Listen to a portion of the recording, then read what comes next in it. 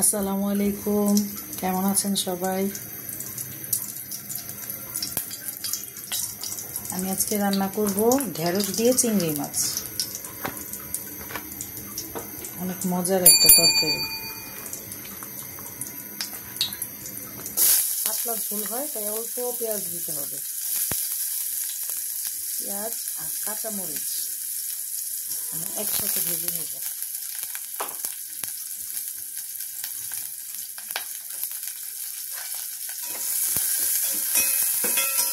পেঁয়াজ আর কাঁচামরিচটা হালকা নরম হয়ে আসলে তারপর আমি মশলা দিব।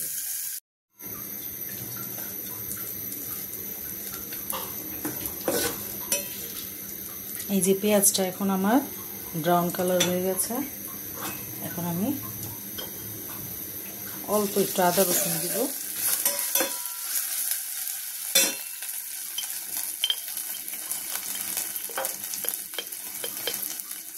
একটু হলুদের গুঁড়া দিব।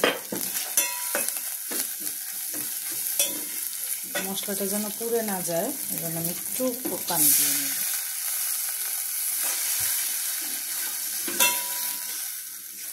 মশলাটা কষিয়ে নেব।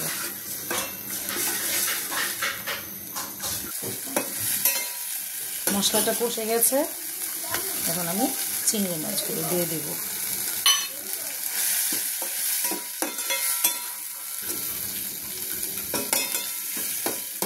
চিংড়ি মাছটাও হালকা করে কষিয়ে নিলাম, এখন ঢেঁড়সগুলো দিয়ে দেব।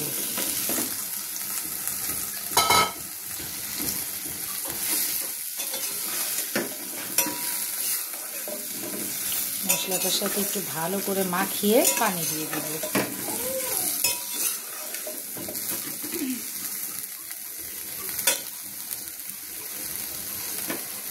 পরিমাণ মতো পানি দিয়ে দিচ্ছি। যে যতটুকু ঝোল খায় তেমন পরিমাণ। তরকারিটার মধ্যে ঢেঁড়স চিংড়ি পাতলা ঝোল ভালো লাগে।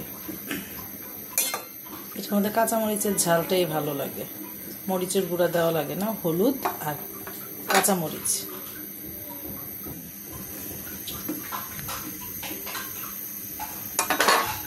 সিদ্ধ হওয়ার মতো পরিমাণ মতো পানি দিলাম।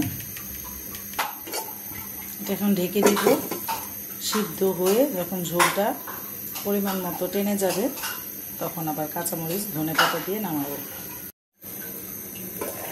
এই যে আমার তরকারি রান্না শেষ। অনেক অনেক অনেক মজা হয়েছে।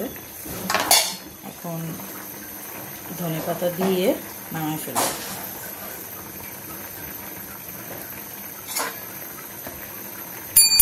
দেখেন, যদি আমার তরকারি রেসিপিটা ভালো লেগে থাকে অবশ্যই অবশ্যই অবশ্যই একটা লাইক করবেন, শেয়ার করবেন, সাবস্ক্রাইব করবেন।